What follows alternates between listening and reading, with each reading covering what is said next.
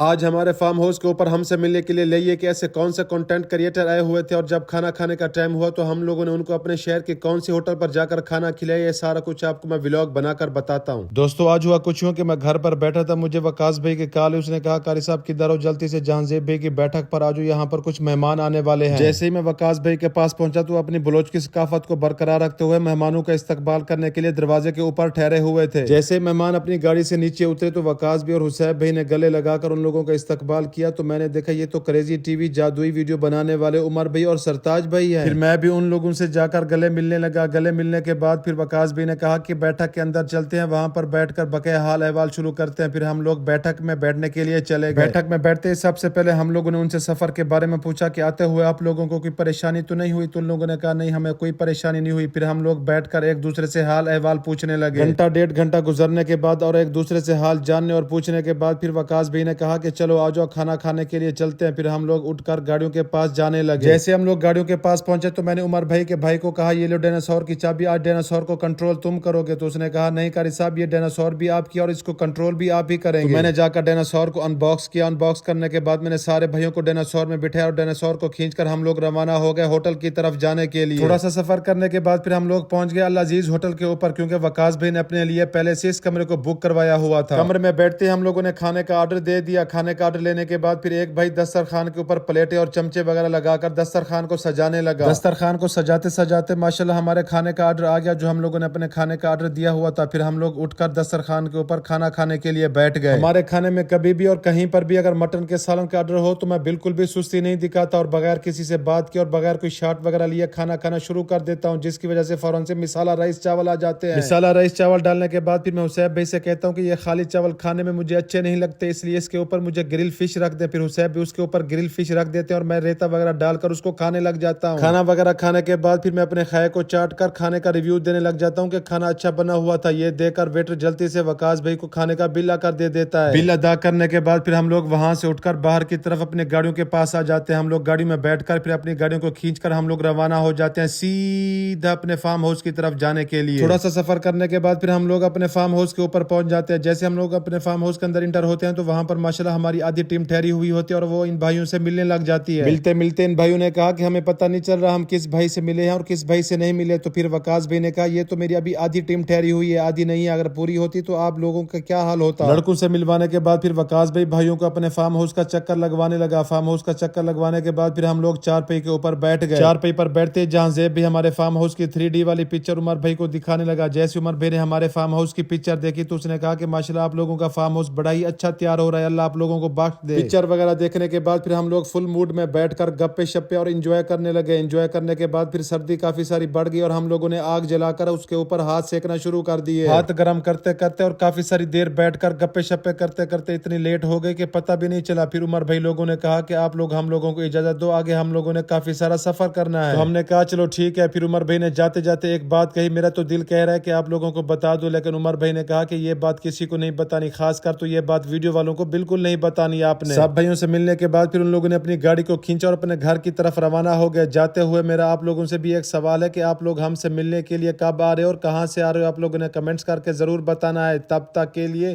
اللہ حافظ۔